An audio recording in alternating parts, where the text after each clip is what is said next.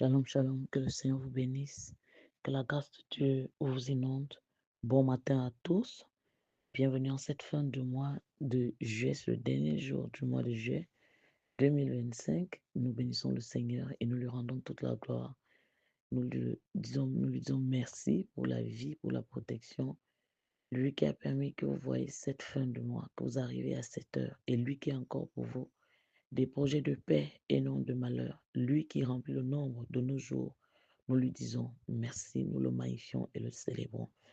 Que toute la gloire lui revienne. Bienvenue, bien-aimés, sur cette plateforme d'édification et de prière matinale.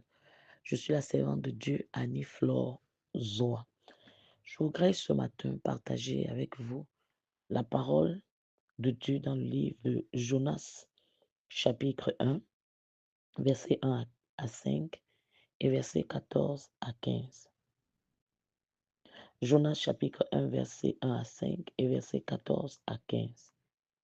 Nous disons ce matin, sors de ta vie, sors Jonas de ta vie et la tempête s'apaisera.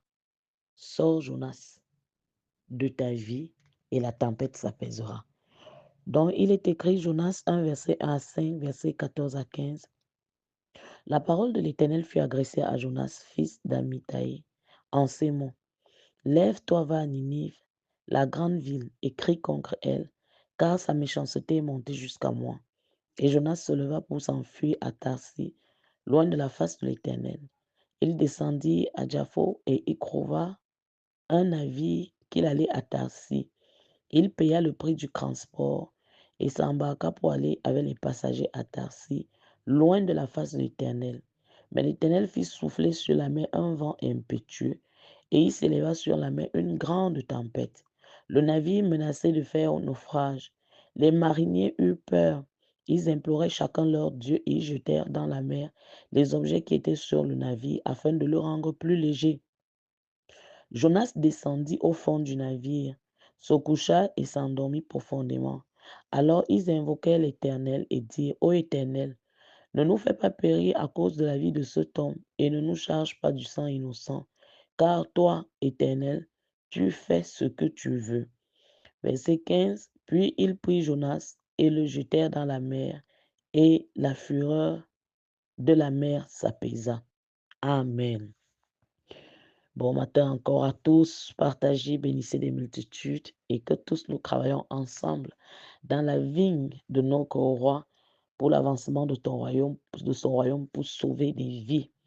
Bien-aimés, je viens te dire ce matin qu'il y a des tempêtes qui ne viennent pas de l'extérieur, mais de ce que tu as laissé monter à bord de ta vie. Il y a des tempêtes qui ne viennent pas de l'extérieur, mais de ce que tu as laissé monter à bord.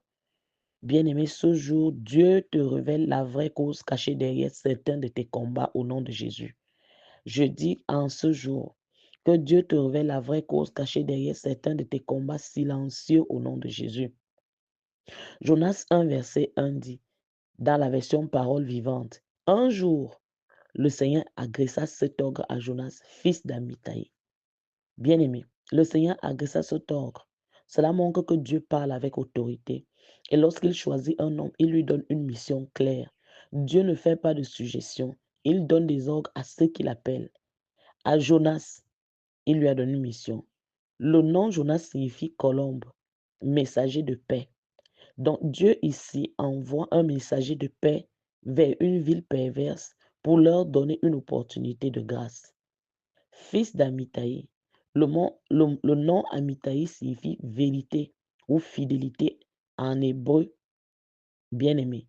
Ainsi, Jonas est le fils de la vérité et pourtant il va fuir l'appel de Dieu, ce qui est un paradoxe prophétique. Même les fils de la vérité peuvent résister à la vérité. Dieu parle toujours à ses envoyés avec précision. Bien-aimé, quand tu portes un nom prophétique, une identité divine, comme Jonas, fils d'Amittai, Dieu attend de toi que tu répondes à sa voix avec fidélité. Mais l'homme peut fuir la mission à cause des préjugés, de la peur, de l'orgueil nationaliste, comme Jonas ne voulait pas que Ninive soit sauvée. Ce verset nous rappelle que Dieu choisit qui il veut, quand il veut, mais l'homme a le choix d'obéir ou de fuir. Bien-aimé, Jonas ou Yona en hébreu signifie colombe. origine, hébreu, Yona. Dans la Bible, la colombe est un symbole de paix, d'innocence, de messager, mais aussi d'obéissance douce à Dieu. Donc, paradoxalement, Jonas est appelé colombe, mais il commence par fuir au lieu d'obéir, révélant ainsi le combat intérieur du prophète face à l'ordre divin. C'est aussi un symbole du peuple de Dieu envoyé comme messager à des nations païennes. Bien-aimé, Japho ou Jaffa ou Yafo signifie beau, agréable, charmant. C'est une ville portuaire biblique où Jonas descendit pour fuir la présence de Dieu. Jonas 1 croix. Donc, prophétiquement, Japho représente un lieu séduisant mais dangereux. C'est les points de départ de la désobéissance. C'est là où tu trouves facilement une solution pour fuir la mission divine. Japhos symbolise les choix charnels, les compromis subtils, les décisions accréantes mais hors de la volonté de Dieu, les raccourcis que nous choisissons refusant d'écouter la voix de Dieu. Japhos c'est la porte vers Tarsis et non vers Ninive. Ne descends pas à Japhos, mon frère, ma soeur. Ce qui est beau à tes yeux peut être fatal à ton appel. Choisis la mission, pas la fuite. Choisis la mission, pas la fuite. La parole de Dieu nous dit, telle voix pareille droite à un homme, c'est la voix qui conduit à la mort. Et Isaïe 57 nous rappelle que nos pensées ne sont pas les pensées de Dieu, ni nos voix ses voix. Bien-aimé, lorsque Dieu t'appelle à suivre une direction, une voie, suis cette voie. Tu peux penser que la voie de la haine au jour d'aujourd'hui est la bonne, pendant qu'il te dit choisis le pardon. Et tu peux penser que la voie au jour d'aujourd'hui de l'amertume est bonne alors qu'il te dit pardonne. Tarsis signifie fuite, dispersion ou raffinement de métaux selon les racines sémitiques. Bien-aimé. Donc aussi interprète comme mer éloignée, c'est aussi interprété comme une mer éloignée au lieu lointain ou bien un lieu lointain, pardon. Donc, Tarsis signifie fuite, dispersion ou raffinement de métaux en parenthèse, selon les racines sémitiques.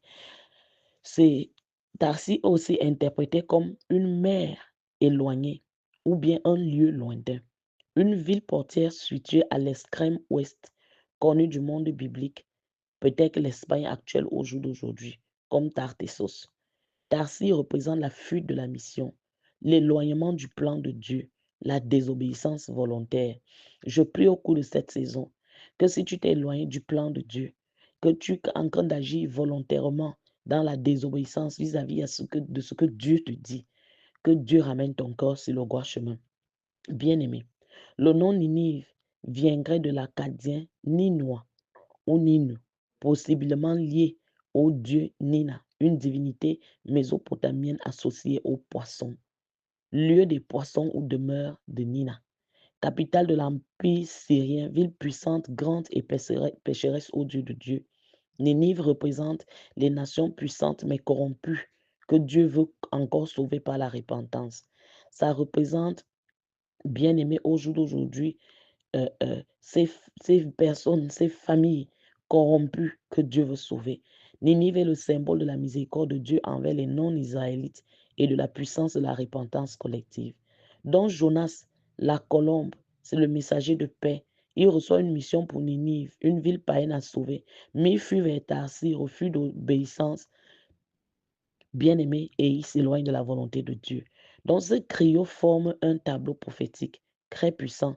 Dieu appelle ses serviteurs à porter un message de miséricorde, même à ceux que nous considérons indignes et au jour d'aujourd'hui, qu'ils ne doivent pas vivre. Dieu nous appelle à leur apporter un message de miséricorde, la bonne nouvelle qu'au jour d'aujourd'hui, Dieu n'a plus rien contre eux. Dieu a déjà pardonné leurs fautes en Jésus-Christ, qu'ils reviennent à lui. Bien-aimés, et la désobéissance peut provoquer des tempêtes dans nos vies jusqu'à ce que nous revenions à l'obéissance prophétique. Pardon. Donc, le bateau ici, bien aimé, ça représente ta vie dans la lecture que nous avons lue. Le bateau représente ta vie. Ça représente ton projet, ton ministère, ton entreprise, ton foyer, ton groupe, ton église. C'est ce que tu conduis ou dans quoi tu avances qui devrait voguer calmement vers sa destinée. Mais dès qu'un Jonas désobéissant, porteur de troubles, ancre à bord, la mer de ta vie devient agitée. Tu peux tout avoir bien préparé, tout bien organisé. Mais si Jonas monte, la tempête aussi, bien aimé, va venir. Donc Jonas est allé rentrer dans le bateau de Cruie. Jonas 1, verset 3. Il n'a pas construit ce bateau. Il n'en était même pas le maître ni le responsable, mais il s'est imposé par une présence toxique. Bien-aimé, cela représente les infiltrés dans ta vie. Ça représente tes affaires, ton appel, tes relations que Dieu n'a jamais envoyées, mais que tu as laissées au jour d'aujourd'hui ancrées. Le bateau devient le théâtre du jugement à cause d'un passager hors position. Une seule personne qui désobéit peut provoquer une crise collective. Tout allait bien avant que Jonas monte à bord dans ce bateau. Mais dès qu'il y est monté, le vent s'est levé. Les gardes de ce bateau ont eu les pertes. Bien-aimé, la panique s'est installée, les prières sont devenues inefficaces. Cela signifie que tant que tu gardes certains Jonas dans ton bateau, dans ta vie, tu vas continuer à vivre des tempêtes inexpliquées. Le bateau devient l'image d'un environnement pollué par une alliance déséquilibrée. Bien-aimé, Jonas payait même pour fuir. Cela signifie il est prêt à te payer. Il est prêt à t'acheter, te flatter. Il peut même bénir ton projet financièrement, mais sa présence annule la faveur de Dieu sur toi. Ce n'est pas parce qu'il paye qu'il est autorisé à ancrer. S'il n'a pas été envoyé par Dieu dans ton bateau, il est en une source de désordre. Bien-aimé, le bateau représente un espace de choix. Garder Jonas et mourir ou le jeter et vivre. Tu choisis quoi? Bien-aimé, quand ils ont gardé Jonas, le bateau allait se briser. Mais quand ils l'ont jeté, la tempête s'est arrêtée immédiatement. Dieu te pose la question ce jour. Es-tu prêt à sacrifier la paix de tout ton navire pour épargner Jonas? Es-tu prêt à perdre même ton âme pour épargner Jonas? Jonas, c'est une personne qui a des problèmes avec Dieu et qui rentre dans ta vie avec cela et te fait avoir des problèmes avec Dieu comme lui-même. Et tu dois jeter cette personne hors de ta vie, hors de ton bateau, car tant que Jonas est à bord, la tempête ne va pas s'arrêter. Jonas, c'est une manière de vivre hors de la volonté de Dieu aussi.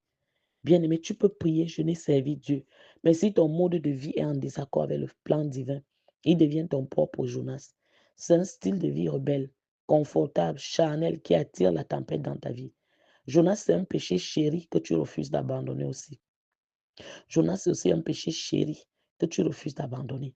Ce péché secret, ce plaisir coupable que tu refuses de livrer à Dieu devient ton passager destructeur. Tant que tu le caches dans ta cale, ton ciel reste fermé. Bien-aimé, Jonas, c'est une manière de penser opposée à Dieu. Ce n'est pas grave. Dieu comprendra. Voilà le langage de certains Jonas. Ton système de pensée peut être la porte de désobéissance prolongée. Jonas, c'est une relation sentimentale que Dieu n'a pas approuvée. Jonas, c'est un chemin que tu as entrepris alors que Dieu t'attache ailleurs. Tu l'aimes, lui, il t'aime, mais Dieu n'a jamais dit oui à vos relations. Et tant qu'il est là où il ne doit pas être, la paix va s'échapper. Bien-aimé, Jonas aussi, c'est un partenariat financier ou professionnel hors mandat. Bien-aimé, Jonas, c'est ce contrat, cette affaire, cette association que tu sais non divine, mais que tu gardes par intérêt. C'est le vent caché derrière ta crise. Jonas, c'est une couverture religieuse, mais sans onction. Bien-aimé, tu portes un titre, tu as une place, tu montes sur l'escarte, mais Dieu n'est plus avec toi dans cette fonction. Tu fais du ministère pour certains avec l'onction d'hier. Jonas, c'est une vie sexuelle désordonnée aussi. Marié, même à l'église, mais tu es adultère en secret. Célibataire, mais tu es captif des nuits impures. Le sexe hors alliance divine ouvre les tempêtes d'échecs, de stérilité et de honte. Bien-aimé, Jonas, c'est une alliance familiale démoniaque que tu n'as jamais rompue. Tant que tu protèges les totems, les coutumes de ton village, ton bateau ne pourra jamais avancer dans la lumière. Bien-aimé Jonas aussi, ce matin, je viens de le dire, c'est le refus de pardonner. Ton cœur est un coffre-fort de rancune. Et ce poison devient la voix de Jonas qui crie contre ta destinée. Jonas, c'est aussi une habitude toxique que tu refuses de lâcher. L'alcool, le mensonge, les critiques, la procrastination, la paresse. Bien-aimé, tant que tu ne balances pas cette habitude par-dessus le bord, tu ralentis ta traversée. Jonas, c'est aussi une personne que Dieu t'a dit de quitter, mais tu protèges encore cette personne. Tu sais qu'il ou elle détruit ton appel. Tu sais qu'aujourd'hui, il détruit tes relations, mais tu dis, ah, il va changer, je le protège. Bien-aimé, ta fidélité à Jonas est une infidélité envers Dieu. Jonas, ici aussi, c'est une addiction secrète.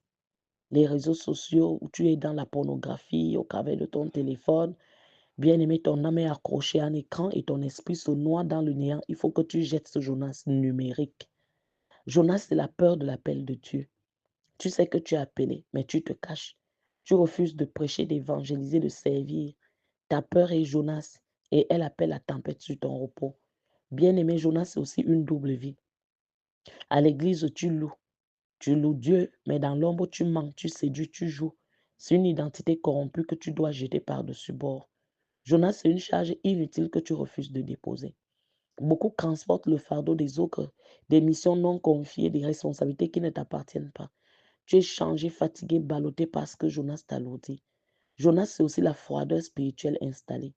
Tu es devenu tiède, vide, routinier. Ta passion s'est noyée et tu nages dans les vagues de l'indifférence spirituelle. Bien-aimé, Jonas, c'est aussi le refus de s'aimer ou d'obéir dans les finances. Dieu te demande un sacrifice, une offrande, une semence, mais tu refuses. Ton avarice devient Jonas et la tempête financière commence. Jonas, bien-aimé aussi, c'est l'esprit de rébellion et de contestation. Tu veux discuter chaque inscription, critiquer chaque autorité, juger chaque vision. Tu es dans le bateau, mais tu fais tanguer les autres. Jonas aussi, bien-aimé, c'est ton ego, ton orgueil, ton moi. Tu refuses l'humilité. Tu veux toujours avoir raison. Tu es ton propre Jonas. Jonas possède que ton attachement au passé. Tu refuses de lâcher ce qui est fini. Il y a des gens qui refusent de lâcher ce qui est mort et dépassé. Tu te bats pour garder une saison que Dieu a déjà quittée. Le passé devient ton passager et indésirable. Bien-aimé, chaque Jonas est une tempête déguisée. Chaque Jonas à bord est une désobéissance qui coûte cher. Chaque Jonas ignoré est une destinée retardée. Il ne suffit pas de prier pour la paix. Il faut jeter Jonas par-dessus bord. Donc aujourd'hui, ose poser la question à Dieu. Quel est le Jonas caché dans ma barque? Seigneur, j'ai besoin de toi. Montre-moi le Jonas caché dans ma vie et donne-moi la force de le jeter. Oui, fais cette prière, Seigneur, montre-moi le Jonas caché dans ma vie et donne-moi la force de le jeter. Bien-aimé, pour se débarrasser de Jonas, il ne faut pas être dans l'émotion ni dans les sentiments. Parce que Jonas, bien-aimé, au jour d'aujourd'hui, ne résonne pas avec le cœur. Il s'infiltre avec un mandat de destruction silencieux. Il charge ta vie, alourdit ton foyer, freine ta carrière, bloque ton ministère et amène une pesanteur invisible mais réelle. Et pendant que tu ressens, que tu excuses, que tu protèges, ta barque coule lentement. Tu dois décider de te séparer de cette relation impure, mon frère, ma soeur. Pas demain, mais quand tu seras prête émotionnellement. Pas quand tu en auras marre, bien-aimé. Pas quand tu seras prêt émotionnellement ou bien quand tu en auras marre. Mais maintenant parce que ta survie en dépend. Cette relation est un poison sucré.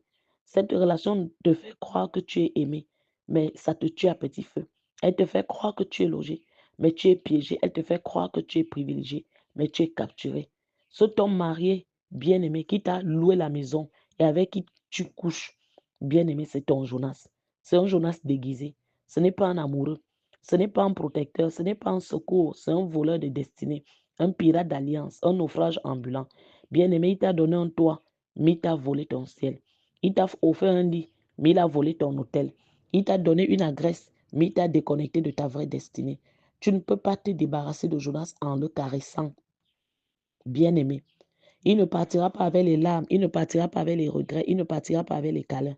Tu dois le jeter, tu dois couper, bloquer, refuser, brûler, fuir, disparaître pour que la tempête s'arrête enfin. Bien-aimé, je viens te le dire encore ce jour. Ta libération ne viendra pas par les prières, mais par une décision radicale. Tu peux faire 40 jours de jeûne et de prière, mais tant que Jonas occupe ta chambre, ton cœur, ton corps, tes pensées, la tempête va continuer. La confusion va continuer. Les blocages vont continuer. Je viens te dire ce jour, libère ta vie, libère ton foyer, libère ton destin. Ce Jonas-là n'est pas ton mari, ce n'est pas ta femme, ce n'est pas ton roi, ce n'est pas ton sauveur, c'est un usurpateur hébergé par des émotions. Et aujourd'hui, le ciel te donne l'ordre de le jeter par-dessus bord. Tant que Jonas n'est pas jeté, tu ne connaîtras pas le calme. Tu attireras des tempêtes et des batailles que tu n'as pas provoquées. Le ciel était calme, mais dès que Jonas est monté, la mer est devenue folle. Sa présence déclenche une agitation surnaturelle. Et bien aimé, tu risques de perdre ce que tu avais durement gagné. Les marins ont jeté leur cargaison, leurs richesses, leurs marchandises à cause de Jonas. Sa présence t'oblige à sacrifier l'essentiel pour survivre. Je viens te dire que tu peux perdre ton orientation divine. La boussole spirituelle s'embrouille quand Jonas est à bord. Tu ne sais plus où tu vas, tu tournes en rond malgré tes efforts. Tu vivras dans une peur constante et inexpliquée. Même les marins aguerris avaient peur pour leur vie. Bien aimé, la présence de Jonas active une atmosphère d'angoisse et de terrain invisible. Tout objet que tu lances échoue inexplicablement. Tu travailles dur, tu planifies bien, mais le bateau prend l'eau. La cause est spirituelle, pardon, pas logistique. Donc tu verras les opportunités s'éloigner comme des mirages. Ce que tu vois s'approcher finit toujours par disparaître. Jonas est en train de créer un cycle d'espoir dessus dans ta vie. Ta vie de prière est devenue peut-être inefficace. Bien-aimé, je viens te dire que les marins priaient chacun son Dieu, mais rien ne changeait tant que Jonas dormait. Sa présence provoque la montée de tes plats. Une présence provoque le blocage de tes prières. Tu dors pendant que ta vie se brise. Jonas dormait alors que le bateau coulait.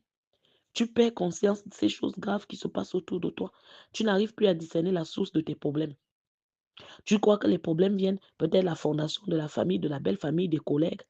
Bien-aimé, tu penses que ça vient du vent de la mer et même des autres. C'est le problème dans les vies de certains, alors que les problèmes viennent de ton propre camp, des mauvaises décisions que tu as prises, de ce que Dieu veut que tu enlèves de ton cœur et que tu ne veux pas enlever. Beaucoup se battent contre les effets au lieu de traiter la cause. Tu jeûnes contre la tempête alors que ta cause, c'est Jonas. Tu fuis les vrais combats. Bien-aimé, je viens te dire que tant que Jonas est là, tu te disperses. Tu évites l'essentiel. Tu entres dans des cycles sans fin.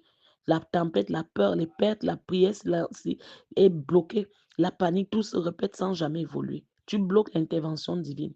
Donc sache-le que Dieu n'agira pas tant que tu refuses de traiter avec Jonas. Tu perds des relations précieuses. Bien-aimé, plusieurs t'abandonnent sans raison apparente parce que ta barque est secouée par quelqu'un que tu refuses de dénoncer. Tu commences à faire des mauvais choix de survie. Les marins jettent les biens au lieu de jeter Jonas. Tu sacrifies ce qui est bon à cause de ce qui est mauvais. Tu t'attaches émotionnellement à celui que Dieu rejette. Il ne voulait pas jeter Jonas. Toi, tu protèges celui qui te détruit. Bien-aimé, tu perds ta santé émotionnelle et spirituelle. Les tempêtes usent ton moral, ton esprit, ton zèle. Beaucoup sont devenus amers envers Dieu. Ils commencent à croire que Dieu ne les écoute plus. Mais c'est Jonas qui bouche les canaux. Bien-aimé, ce matin, prends la bonne décision. Où tu étais devenu esclave d'une situation que tu peux pourtant résoudre. Tant que tu refuses de confronter Jonas, tu restes prisonnier de la tempête. Tu perds du temps et tu t'éloignes de la destination. Bien-aimé, le bateau ne va plus nulle part. Tu stagnes pendant que ta vie avance sans toi. Tu fais face à des blocages répétitifs et incompréhensibles. Tout semble aller, puis soudain tout s'effondre. Ton discernement se trouble. Jonas dormait et personne ne comprenait pourquoi il était tranquille. Bien-aimé, tu finis par croire que le calme apparent est une paix réelle. Tu provoques des tempêtes dans la vie des autres. Tu es lié à Jonas, alors tu transmets des turbulences à ton entourage. Tu déranges les gens alors que tu connais aujourd'hui ce qui se passe. Tu portes des fardeaux qui ne sont pas les tiens. Tu combats pour quelqu'un que Dieu a déjà jugé. Tu te bats pour faire survivre un condamné. Bien-aimé, je viens te dire ce jour, si tu exposes toute ta maison, ton église, ton ministère au naufrage, parce que tu gardes Jonas, tu vas être détruit avec ce péché, avec cette chose que tu refuses d'abandonner. Jonas dans ta vie, c'est le danger silencieux, c'est le poison caché, c'est l'ennemi intime. Il te faut le jeter maintenant si tu veux sauver ce qui reste. Tant que Jonas est là, la paix n'est pas là.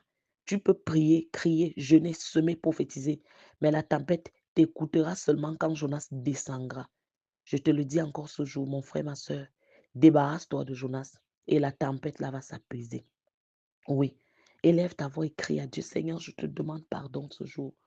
Partout où j'ai fait ce que tu n'attendais pas de moi, où j'ai pris une décision que tu n'attendais pas, où je me suis lancée où tu ne voulais pas. Seigneur, je te demande pardon.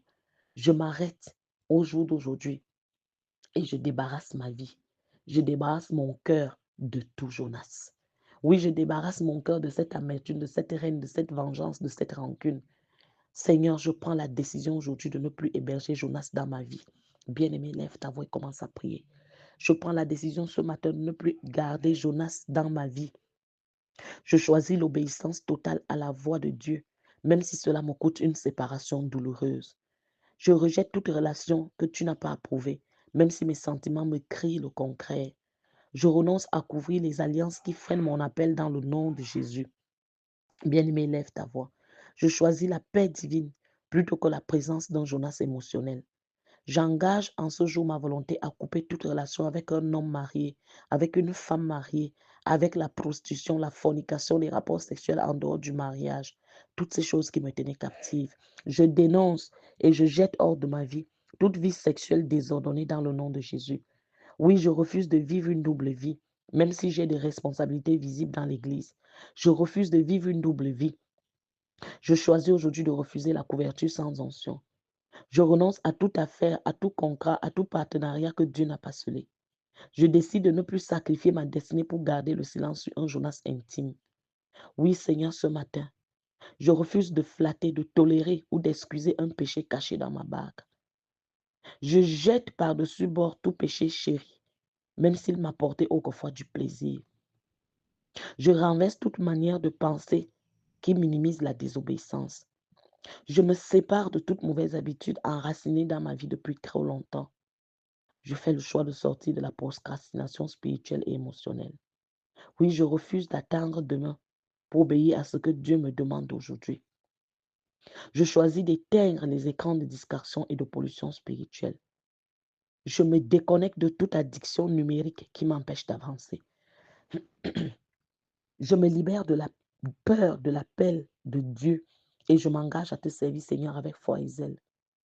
Je renonce à vivre dans le souvenir d'une saison que Dieu a quittée. Je jette mon attachement au passé, à l'échec et à mes anciennes sécurités. Je rejette la voix de Jonas qui me dit, Dieu comprend, Dieu voit, continue de désobéir. Je refuse cette voix. Je me libère des poids des autres que je porte par culpabilité et non par appel. Oui, je me libère des poids des autres que je porte par culpabilité et non par appel. Je refuse de porter les fardeaux que Dieu n'a jamais confiés. Seigneur, je choisis d'obéir, même si l'émotion me supplie de rester attaché. Je jette tout homme, toute femme, toute influence qui déséquilibre ma foi. Je me tiens ce jour et je brise l'alliance avec les coutumes démoniaques et les pratiques de mes ancêtres. Au nom de Jésus, je brise l'alliance avec les coutumes démoniaques et les pratiques de mes ancêtres au nom de Jésus.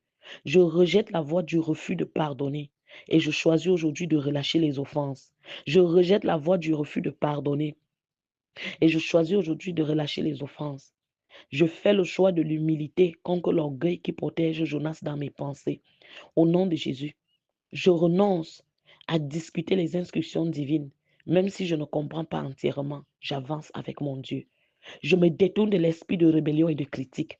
Je décide de reconstruire mon hôtel de prière bloqué par la présence de Jonas. Je démasque Jonas, même s'il dort dans ma maison, au nom de Jésus-Christ en paix apparente. Saint-Esprit, ouvre mes yeux, ouvre mon entendement, afin que toute chose qui était cachée dans ma maison, dans ma vie, et qui est derrière les troubles par lesquels je passe, que je sache m'en débarrasser. Je me tiens ce jour et je rejette les cycles des tempêtes provoquées par un seul choix que je refuse d'abandonner. Je reconnais que la confusion dans ma vie est le fruit de Jonas et je l'expulse aujourd'hui au nom de Jésus. Je ne veux plus perdre mes richesses, mes opportunités, mes relations à cause d'un intrus. Seigneur, je décide de te faire confiance plutôt que de protéger le péché, plutôt que de protéger ce que tu rejettes. Je mets fin à toute illusion d'amour qui est en réalité un piège spirituel. Je rejette la croyance mensongère que je peux changer Jonas par ma force. Je refuse de continuer à tourner en rond à cause d'un Jonas bien logé dans mes émotions. Je décide de ne plus sacrifier ce qui est bon pour garder ce qui est toxique. Je choisis la vie de la rupture radicale pour recouvrer la paix divine. Je prends la décision de fermer les portes de ma vie à toute infiltration non envoyée de Dieu par le nom de Jésus-Christ. Je dis, toi, le Jonas, qui est l'ennemi de ma grandeur, tombe, tombe. Je rejette Jonas et je déclare que cette tempête s'apaise. Je décide de restaurer ma vie de consécration brisée par la désobéissance entretenue. Je rejette l'influence des sentiments qui me ligotent à ce que Dieu veut que je quitte. Je choisis l'avenir que Dieu me promet plutôt que la sécurité que Jonas me propose. Ce jour, je dénonce tout Jonas qui bloque ma destinée et je prends position pour ma liberté. Je m'engage à ne plus couvrir l'ennemi intime qui ronge mon zèle et mon appel. Je refuse de continuer à vivre dans ce péché, dans cette désobéissance. Je m'engage à obéir à la voix de mon Dieu. Je refuse que Jonas me pousse à être amer envers Dieu. Je choisis la foi, pas la frustration. Je dis, je jette Jonas une bonne fois pour toutes au nom de Jésus, de ma maison, de ma vie. Et j'ouvre ma vie au calme. J'ouvre ma vie à la paix. J'ouvre ma vie à la gloire. Au nom puissant de Jésus-Christ. Au nom puissant de Jésus-Christ. Seigneur, remplis-moi de l'esprit de soumission, d'obéissance à ta voix dans le nom de Jésus. Merci Seigneur de prendre contrôle de ma maison, de ma vie, de ma barque, de ma marche spirituelle. Et que tout ce qui était caché au fin fond, au nom de Jésus-Christ, que je ne voyais même pas, Seigneur, soit exposé et que je m'en débarrasse. Seigneur, tout ce que tu m'as déjà montré, je prends l'engagement de me séparer de cette vie impure, de cette vie de souillure par le sang de Jésus. Je refuse de perdre mon âme, de perdre toute chose à cause d'un péché que j'adore, que je cache, que je refuse d'abandonner. Seigneur, je me remets à toi par le sang de Jésus. Ma vie ne sera pas détruite et je n'irai pas en enfer parce que je refuse de suivre la voie de Dieu en suivant le péché, l'immoralité, en gardant ce que Dieu, lui, ne veut pas. Je dis, je refuse ça. Mon âme ne se perdra pas. Ma vie ne sera pas détruite. Je m'engage avec Jésus-Christ dans l'obéissance totale. Seigneur, soutiens-moi. Seigneur, aide-moi. Seigneur, aide mes enfants au jour d'aujourd'hui, afin que tout ce qu'ils ont introduit dans leur vie qui ne t'honore pas, afin que les directions qu'ils ont prises qui ne sont pas la tienne, que chacun puisse revenir sur le droit chemin. Seigneur, merci de répandre sur ton peuple ce matin l'esprit de prière, l'esprit de supplication, l'esprit d'obéissance, que la rébellion et la tétutesse quittent les maisons et les familles par le sang de Jésus, que les tempêtes élevées par la présence de Jonas dans les maisons, dans les vies, dans les relations, lorsque ton peuple prend l'engagement et s'engage à se débarrasser, nous savons au jour d'aujourd'hui, Seigneur, que la paix revient, la stabilité, les dons spirituels recommencent à se manifester parce que celui qui n'était pas là à la bonne place, il s'en va au nom de Jésus. Sois béni, Seigneur. Sois glorifié, Seigneur. Dans le nom de Jésus, nous disons Amen. Bien-aimé, que le Seigneur vous bénisse. Que la grâce de Dieu vous inonde. Et nous disons encore, sors Jonas de ta vie et la tempête s'apaisera. Paix et grâce chez vous. Amen.